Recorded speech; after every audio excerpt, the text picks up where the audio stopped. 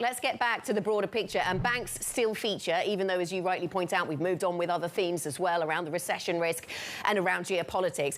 But in terms of banks, I mean, we heard just a couple of hours ago that we have seen some resolution on SVB in the United States, which have been sorely missing and lacking in recent weeks. First Citizens buying SVB.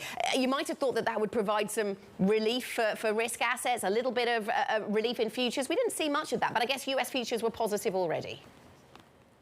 Yeah, I think we are already trading quite a positive range. If you note US stocks in particular, they're up at the highs of the last weeks, up at the high, near the high enough the highs of the years. So there was no need for even more enthusiasm there. Banks have gone on from the crisis period, but they're not going to go out of the limelight perhaps all year. Remember, until recently, we still talked about what happened in the GFC fallout. So banks are core to the story of a recession is coming in the US later on this year, and we have a very aggressive yields narrative that is shifting rapidly week by week. And therefore, banks are going to stay in the limelight, and regional banks in particular are going to stay under pressure because of the turmoil of the last couple of weeks.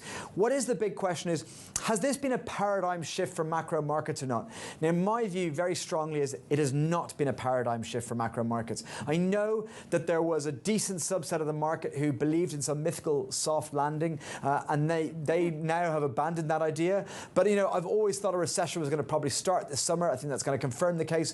But has it changed the story in inflation? No. The Fed just last week raised their inflation forecast. Now, this was after they lost the banks. There's been no more banks go down since they did that. So they are saying, hey, the inflation story has not changed, and I am with that. Okay. Yes, we're going to have a credit crunch that's going to slow down growth and be disinflationary, but it's not going to cure the inflation problem. We'll talk more about the possibility of that credit crunch in the next part of our programme with a really great guest on this subject. So you say no paradigm shift and focus on inflation. We get inflation data out from Europe and from the United States in the shape of PCE later on this week. So later in the week, a lot of data points. In the meantime, though, do you think that European stocks have maybe been oversold as a result of, well, their strength at the start of this year and then questions around the banking sector, which Citi has called irrational?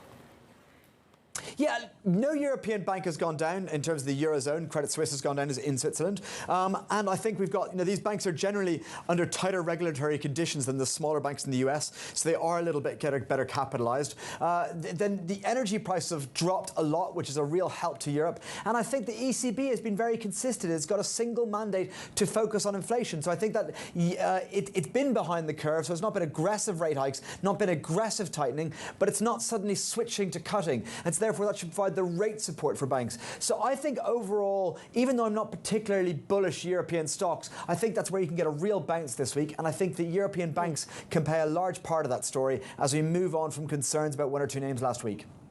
OK, so if the focus stays on inflation, then there is still some of that net interest margin story, perhaps, to play for. Remember, you can get up-to-date analysis and insight from Mark and the rest of the Markets Live team. MLIV Go is the function to use on your Bloomberg terminal if you want to keep across the Bloomberg Markets Live blog.